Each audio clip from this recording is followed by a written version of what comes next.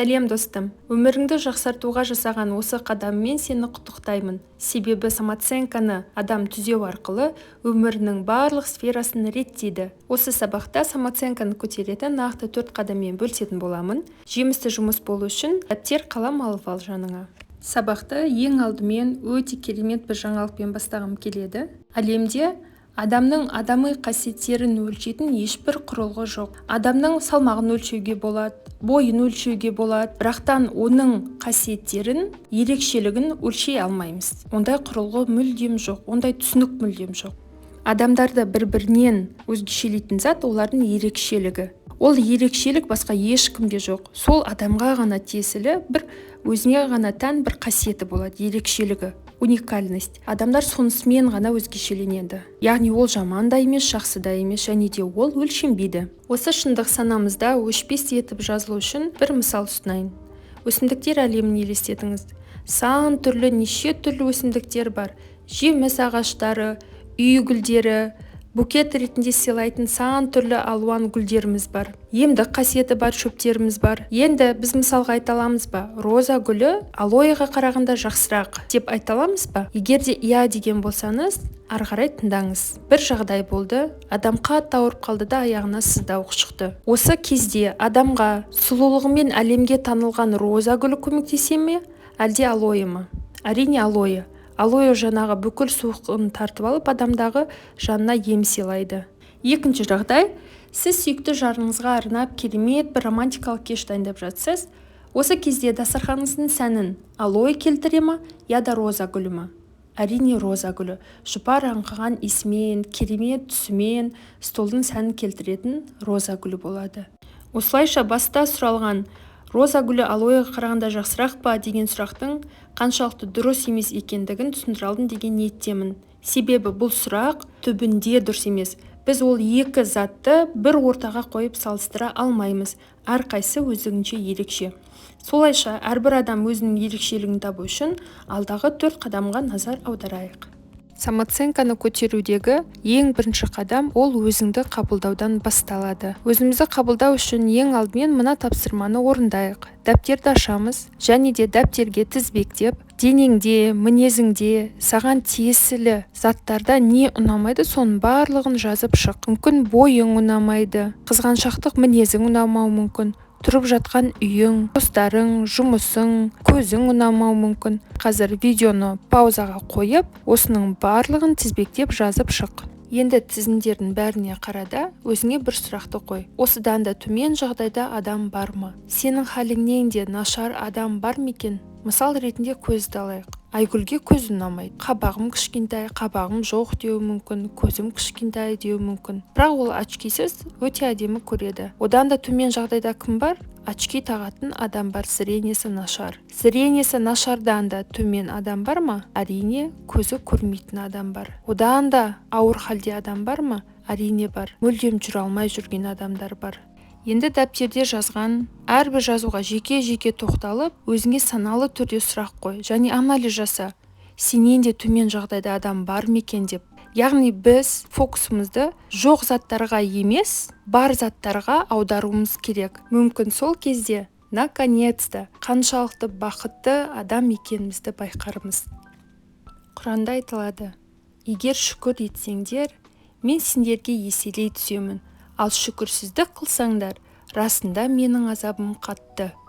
Яғни біз әрбір бар затымызға рахмет айтқан сайын бізде нығметтер еселене түседі. Барыңа шүкір ет, ырза бол, алғыс білдір. Ол тіпті өте аз болса да, бірақ қанағат тұтпа.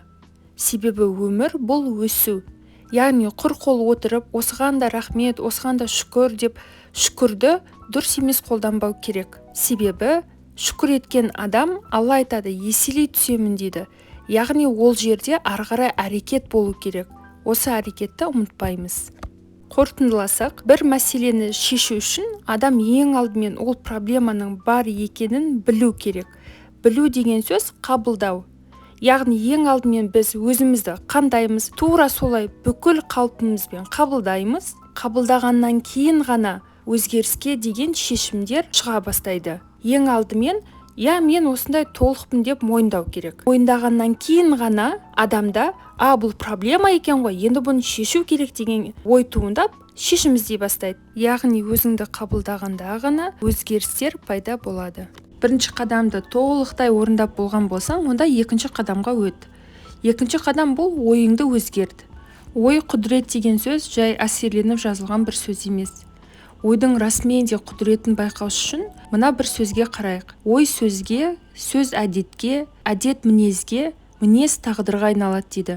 Сонда ойланып қараш, басыңдағы ең алғаш келген ой соңында сенің тағдырың. Сол себепті ойға өте мұқият болуымыз керек. Мына суретке бір қараш, не көріп тұрсың? Ұсқынсыз жылан. Жыланнан қорқпайтын адам аз шығар. Дәл қазір осы суретке мұқият қарап, бүкіл денеңмен не болып жатқан сезініп көр.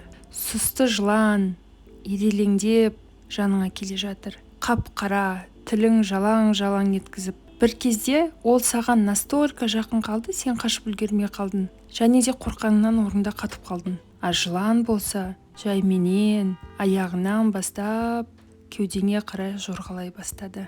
Келе жатыр, міне, кеудеңе келді. Сенің көзіңе тіке қарап тұрып, сені жайлап орай бастады. Елестеттің бе? Денеңде қандай өзгерістер байқадың? Ең алдымен жыланды көрген кезде денең тітіркенді ме? Және де ол саған жақындай бастағанын ойлаған кезде жүрегің қаттырақ соға бастады ма? Мүмкін кейбіреулерде кішкене тер шыққан болуы мүмкін қорыққаннан. Біреулер жұтқынып қалған болуы мүмкін. Тағы да қандай өзгерістер болды? Өзіңде осыны байқа. Және де дәптеріңе түртіп ал. Енді жақсылап ыңғайланып бір отыр, өзіңе ыңғайлы бір позаны таңда, және де көзіңді жұм. Терең 3 рет демал. 1, 2, 3. Енді елестет. Оң қолыңда сап-сары иісі мүңкіп тұрған бір лимон бар. Сол лимонды алда мұрныңа жақындатып, жұпар иісін иіске. Қолыңды қимылдатпай, жай ойша елестет. Енді лимонды алда, аузына апарып тістеп жей баста. Жеуге тырыс, қиын болса да, мен лимонды жақсы көрем деп өзіңе айтып, жей баста. Тістеп, жақсылап шайна. Шайнауға тырыс, егер қиын болып жатса да, өзіңе айт, мен лимонды жақсы көрем деп. Енді көзіңді аша берсең болады. Бірінші мысалда да, екіншісінде де екеуі де жоқ. Реальный зат емес еді, ойда тек қана. Жылан да өтірік, лимон да өтірік. Бірақ біздің денеміз, олар расымен де қасымызда секілді реакция бере бастады. Просто отырған адам едік, жыланды ойладық, міне, жүрек қаттырақ соға бастады. Кішкене денеміз тітіркенді, ойдағы затқа дене реальный реакция беріп жатыр. Осы жерді қазір жақсылап прям күшті түсініп алуға тырысты. Лимон тоже самое, өтірік. Лимон жоқ, сен реальный лимон қолында жоқ. Бірақтан аузынан сілекей аға бастады. Мүмкін біреулер жақсы көрмейді лимонды, олардың аузына салған кезде как-то денесі тітіркеніп, кішкене жеркеніш пайда болған болуы мүмкін.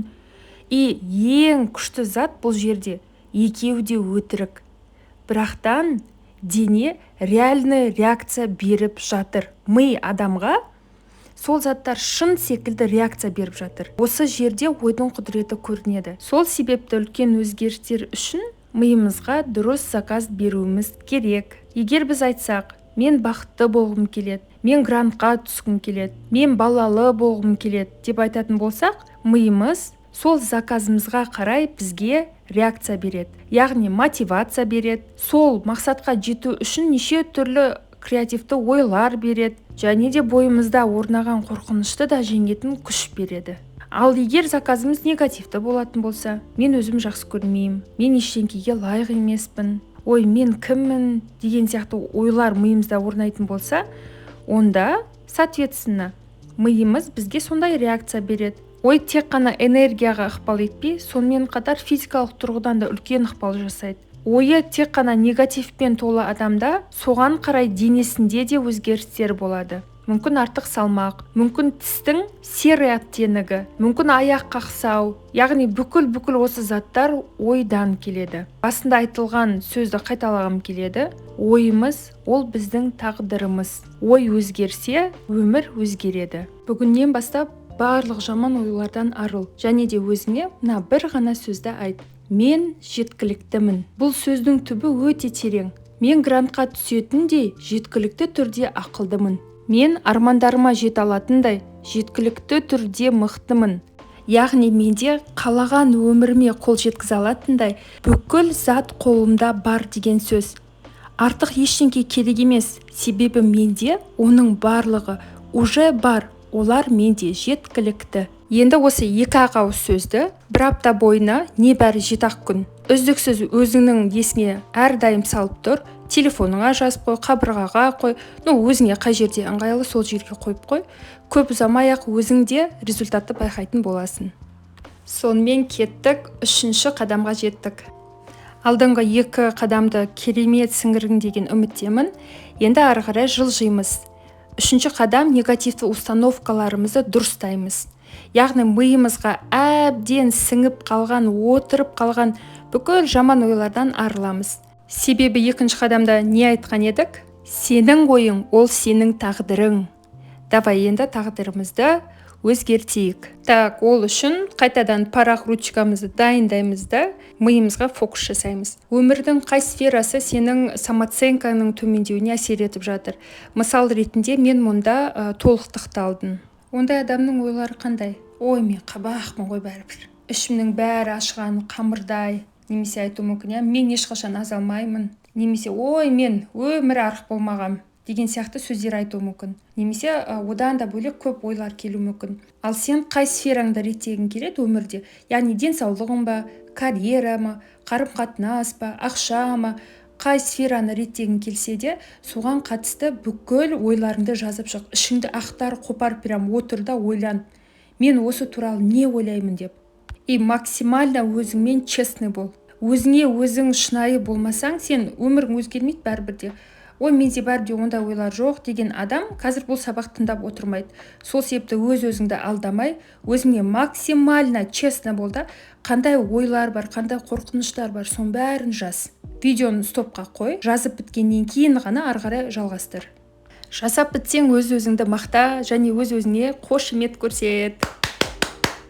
Себебі шынайы болу әр адам қолдан келетін зат емес. Сен бұны жасадың. Жарайсың. Енді техниканы өзіне нақты өтеке, қалай бұрыс ойды дұрысқа айналдырамыз. Алдын мысалда берілген ойлар сол жақта тұр, біз қалай айтуымыз керек. Менің салмағым идеальный. Менің белім тал шыбықтай. Мен оңай азамын. Мен әрқашан қалағанымдай бола аламын. Осы кезде егер ойыңа, ой, бұның бәрі өз-өзіңді алдау ғой дегендер келіп жатса, бірмен 2-ші қадамды есіңе түсір. 1-ші қадам, шүкіршілік етсең, арттырам деді Алла. Ал егер де күпірлік жасасаң, онда жамандық соответственно көбейеді. Шүкіршілік ету деген сөз жақсылыққа фокус аудару, яғни позитивқа назар аудару деген сөз. Ал 2-ші қадам, ой, ол тағдыр. Біздің ойымызға қарай денеміз керекті затты береді. Мотивация береді, немесе керісінше бермейді. Енді таңдау сенің қолыңда. Қалай өмір сүргің келеді? Қалаған идеальны весіңе жеткің келе ма? Я да осылай қалай бар, солай қалғың келе ма? Сондықтан бұл өз-өзіңді алдау емес, өзіңмен жұмыс екенін есіңде сақта. Установкаларды дұрыстау барысында ескеретін 3 маңызды зат. Ең біріншісі позитивті установканың ішінде ешбір негативті сөз болмау керек. Мен қабақпын сөзін, мен қабақ емеспін деп айтуға болмайды, себебі уже ішінде негативті сөз бар.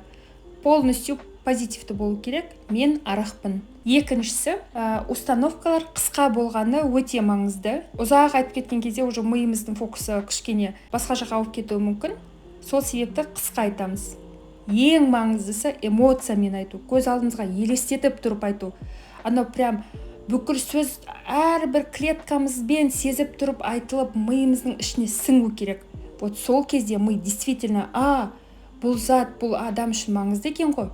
Ну-ка, мен оған керегін берейін деп айтады. Соңғы қадам, 4-шісі, яғни сенің өміріңнің құрылысы сенің қолыңда. Сенің бақытың тек сенің қолыңда. Оған сенің бастығың, ата-анаң, достарың, тағы да кім ешбір әсер ете алмайды. Қалаған өміріңді өмір сүру, ол тек және тек саған байланысты. Бұл 100% дәлелденген зат. Бақытыңды біреудің қолына қалдырмай, өз қолыңа ал. Бақыт ол бір жетілетін бір жол емес, А пункттан шықтында, қазір Б пункті ол бақыт пункті деген зат емес.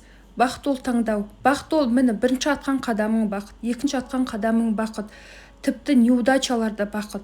Себебі олардың да артында адамға көптеген бір қайыр жатады. Дәл қазір осы сәттен бастап өз бақытыңды өзің қала. Қарның ашып тұр ма? Тұрып тамақ жаса. Мамаңнан күтпе тамақ жасауды, әйеліңнен күтпе. Сенің қарның ашып тұр ғой. Ол сенің бақытың ғой. Осындай мелочный заттардан басталады бүкіл заттар. Мысалға, ертең жұмысқа барайын деп жатсың, қай көйлек киерін білмей тұрсың. Анан киіп аласың да, айнаның алдына 1 сағат тұрып, мамадан бір сұрап, пападан бір сұрап, анан киін ба, мынан киін ба деме. Бар, ки, қара, ұнады ма, все, до конца сол киіммен сол күніңді бітіріп шық. Кім не айтса да, жараспайды десе де, басқа десе де, себебі осындай кішкентай дүниеде өзіне қатысты жауапкершілікті ала алған адам үлкен өміріндегі бақытына деген жауапкершілікті де алады. Мына 4 затты әрдайым жаса. Ең біріншісі, әр шешіміне жауапкершілікті өзің ал. Біреу келіп саған айқайласа, сен ол жерде ренжімеу дегенді де таңдай аласың. Ренжіп, сол адамға бүкіл күні бойы настроениеңді бұзып, одан кейін оны анаған жамандап, мынаған жамандап өтуге болады. Соны ренжу күйін алып аласың да, өзіңмен бірге састеп, бір апталап, бір айлап, кейбіреулер 1 жылдап өмір бақилап тасып жүреді. Ал негативті зат әрдайым негативті тартады өзіне. Ол ренжіштің артынан басқа да заттар келе береді, негативті. Тура сол моментте просто ренжімеуді таңда. Сөзде көресің, біріншіден күнің құртылмайды, өмірің құртылмайды. Ал көңіл күйі күшті адам деген сөз, ол энергиясы да күшті адам деген, я. Энергиясы бар адам мықты тірліктер жасайды, құр отырмайды, алға деген ұмтылысы болады әрдайым. Екіншісі, бір шешім қабылдағаннан кейін соңына дейін бар. Ол деген сөз анда жұрттың сөзін тыңдамау, өркөкіректеніп, өзім ғана шешем деген зат емес. Сонымен қатар жұрт не іздесе де соның артынан еріп жүре беретін де зат емес. Екеуінің ортасы. Жұртпен ақылдасасың, бірақ соңында саралап, талдап шешімді өзің қабылдайсың. Үшіншісін, самолетті айтатын керемет бір мысалмен айтқым келеді. Аварийный ситуацияда масканы ең алдымен өзіңіз тағыңыз. Содан кейін ғана барып балаңызға тағыңыз дейді. Себебі сізге бір нәрсе болған жағдайда балаңызға қарайтын адам жоқ деп айтылады, я. Вот өмірде де, егер сен өзің жоқ болсаң, сен де ешкімге ештеңе бере алмайсың. Сол себепті ең алдымен қамқорлықты өзіңе жаса. Өз жағдайыңды, өз комфортыңды өзіңе жаса. Себебі бақытты адам ғана басқасын бақытты ете алады. Өзі іштей толыққан адам ғана басқасына көмек көрсете алады. Енді соңғысы, кез келген іс-әрекетті әдемі орындау. Яғни соңына дейін добросовестно орындау. Азанда тұра салысымен төсекті өтірік лақтыра салмай, покрывалын төсектің бетіне дұрыстап жинап, қырын шығарып жинау. Вот осы до конца әдемі орындау бір істі. Таңғы астан кейін барып ыдысты жуған кезде де жай судың астына өтірік шай салу емес, жақсылап қырып, қай жерінде май қатып қалса соны кетіріп, ана кесенің айналасындағы қаймақтар қатып қалса соны кетіріп, идеальный жуу. Вот осындай кішкентай тірлік болсын, адам сондай тірліктерде де соңына дейін керемет орындаса, үлкен істерде де, үлкен ертең жұмыста бір проекттар болуы мүмкін, может бір күшті идея, бизнес идеялар болуы мүмкін. Сол бүкіл істерде де соңына дейін жететін мықты тұлға болып қалыптасады. Сол себепті осы соңғы ережені өміріңе енгіз. Сабақтың соңына жеттік. Алған барлық білімімізді Алла өмірімізге қолдануға нәсіп етсін. Жақсы күндерде кездескенше.